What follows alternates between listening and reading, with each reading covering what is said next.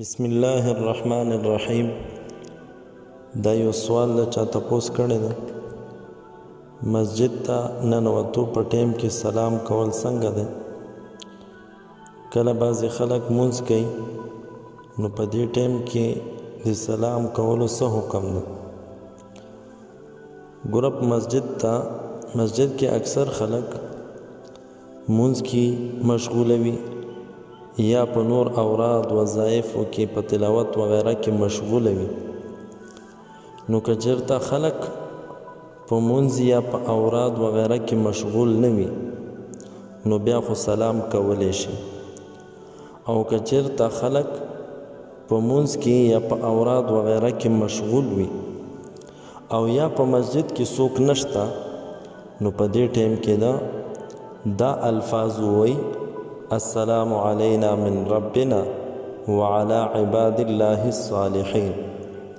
السلام علینا من ربنا وعلى عباد الله الصالحین.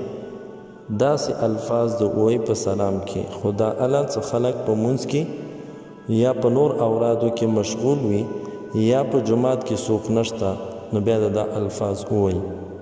او که چېرته بعضې خلک مونځ کوي او بعضې خلک فارغ ناست دي نو که ته فارغو خلکو ته سلام کوي په دې سره مشغول خلکو ته څه حرج نه وي، یا هغه درته جواب درکوي. فارغین خلک ته ورته سلام وکړي هغه درته جواب درکوي. په دې سره فارغینو مشغولینو ته کوم چې په مونځ کې یا په تلاوت وغیره کې مشغول دي هغو ته څه حرج نه وي نو بیا خیر د سلام کولی شي. یعنی مطلب دا څه هغه نږدې دي لرې نه دي، نو که نږدې دي ته ورو غوندې سلام وکړي او هغه جواب درکړي او مشغول خلکو ته څه حرج هم نه وي نو دا خیر د بیا جایز ده.